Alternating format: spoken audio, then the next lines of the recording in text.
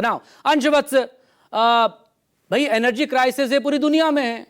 Hormuz संकट कोई भारत का खड़ा किया हुआ तो है नहीं। तो अब अगर तेल के दाम बढ़ रहे हैं, क्रूड ऑयल के दाम बढ़ रहे हैं, तो सरकार धीरे धीरे करके आम आदमी पर वो डाइवर्ट कर रही है बहुत राहत के साथ।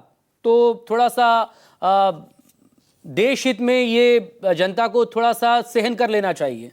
अंशवत्स, मकसूद जी, देखिए यही तो विडंबना है कि सौरभ दुबे जी कह रहे हैं कि इस महंगाई की बोझ जो है उनके ऊपर भी पड़ रहा है, लेकिन उनको फिर भी सरकार का यहाँ पे बचाव करना पड़ रहा है। तो उनके ऊपर सोचिए कितना ज्यादा वो होगा, प्रेशर होगा कि मतलब अपने घर पे जाके उनको महंगाई की मार भी झेलनी पड़ रही है और यहाँ पे टीवी पे बैठ के कहना पड़ रहा है कि मोदी सरकार बहुत अच्छी नीति अपना रही है। तो यही इस देश की विडंबना है।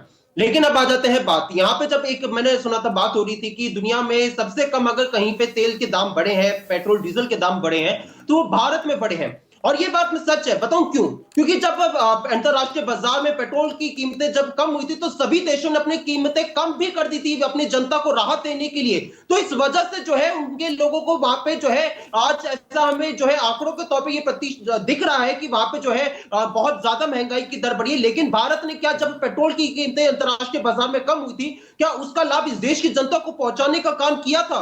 नहीं, आपने उस टाइम पे प्राइसेस को उसी हिसाब से रखा। सरकार कह रही है ना कि वो जो लाखों करोड़ रुपया इससे आया वो विकास के कामों में लगा है, डेवलपमेंट हुए, इंफ्रास्ट्रक्चर नहीं मकसूद जी, सीएजी जब जीएसटी आता है, जीएसटी से आपने 8 लाख करोड़ रुपया लिया। मैं पूछना चाहता हूं ये पैसा जा कहां रहा है? 8 लाख करोड़ आपने जीएसटी से वसूला, आपने 40 लाख करोड़ रुपया आपने टैक्स के माध्यम से पेट्रोल डीजल से वसूला। अभी ये आंकड़ा आया है कि आरबीआई का जो सरप्लस फंड है वो 2.87 ट्रिलियन जो है वो आरबीआई सरकार को दे रही है। 16 बिलियन जो है ये तेल की कंपनियों से मुनाफा रशिया जब दाम हम ले रहे थे उस टाइम पे हुआ था तेल की कंपनियों को।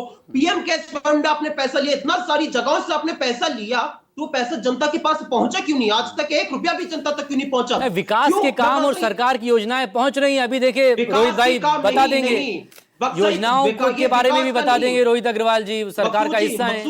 मकसूद जी, विकास के काम पे नहीं जा रहा। मैं बताता हूं ये पैसा कहां जा रहा है। सीएजी कहती है कि बीएसएनएल जो है रिलायंस जियो को बिल भेजना भूल जाता है, जिसकी वजह से इस देश को 1750 करोड़ का नुकसान हो जाता है। ये पैसा यहां जा रहा है। ये पैसा कहां जा रहा है कि खुद वित्त मंत्रालय राज्यसभा में जवाब में कहता है कि अंबानी अडानी का जो है 14 लाख करोड़ का जो है कर्ज माफ हो गया।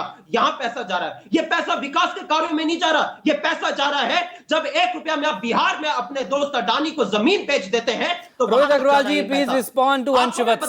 जिस तरह के आरोप अपनी जगह है, लेकिन ये जो संकट है ये तो सबके सामने है। Please 5 second Maqsood ji please 5 second, please 5 second complete करें। मैं कह रहा हूं ये पूरा जो है मोदी जी कह रहे हैं कि आप सब लोग जो है पेट्रोल डीजल बचाइए, उसके लिए पूरा इन्होंने ड्रामा रचा कि कभी उसने अपने काफिले में इतनी गाड़ियां घटा ली, कभी उसने जा रहा है ट्रेन से, जा रहा है मेट्रो से, जा रहा है।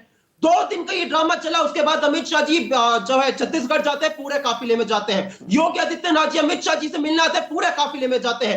देवेंद्र फडणवीस से एक दिन बाइक से चले, दूसरे दिन अपने फिर काफिले में आ गए वापस। निर्मला सीतारमण जी फिर से काफिले में आ गई। Now it's over.